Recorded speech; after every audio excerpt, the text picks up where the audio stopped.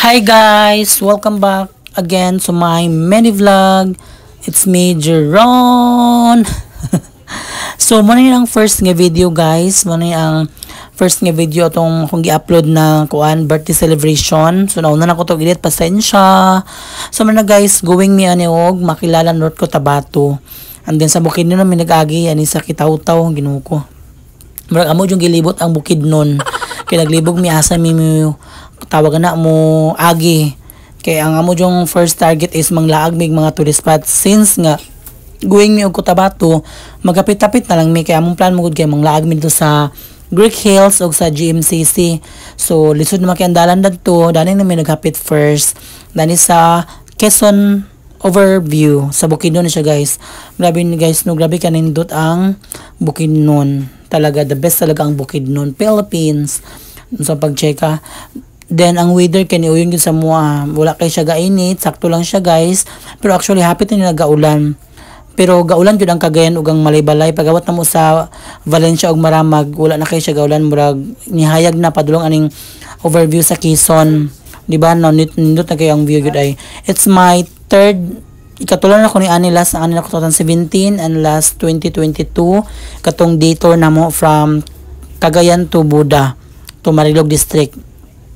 So muna na guys no, nangitan mig mga spot nga picture na nan kay kaya akong makasen first time po nila nakalog akong parents ug akong igsoon, so amo na yung gisulit. And after that nang ulit na pod mi kay ang weather galahay na po muraga taligsik na po siya.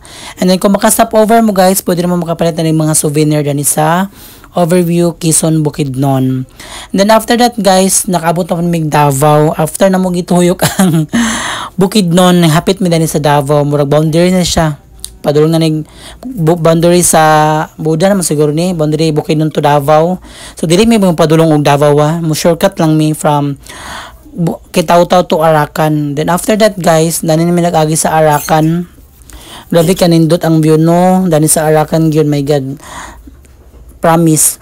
Sayo pa na ha 4 p.m. or wala pa naga 4, almost 4 na gyud, then gafags na gyud ang view. And then dili na mo kabisado ang dalan kay first time na mo nakaagi dani. At least pag next namang balik kablo mi asa na mi moagi ka ng dali mi kaabot kay naglibot-libot yun mi sa Bukidnon.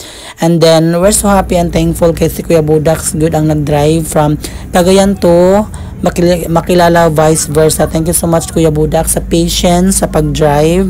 And then sa mga igagaw doon ang grabe ni yun kasabaan sa pag-drive kay pagsakay kay gusto lagi maghapit-tapit magdaglag pa lagi since nga padulong na mi Cotabato amo na lang gisulit, wala na gyud mi kadto sa Greek Hills ani nga time kay murag tungason na kayo. And then full kimi unsiting yung may sasap iyanan, so ana na lang. Thank you so much everyone.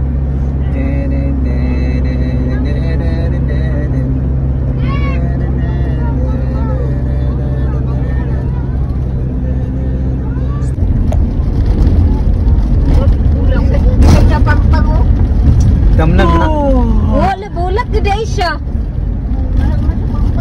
Lao.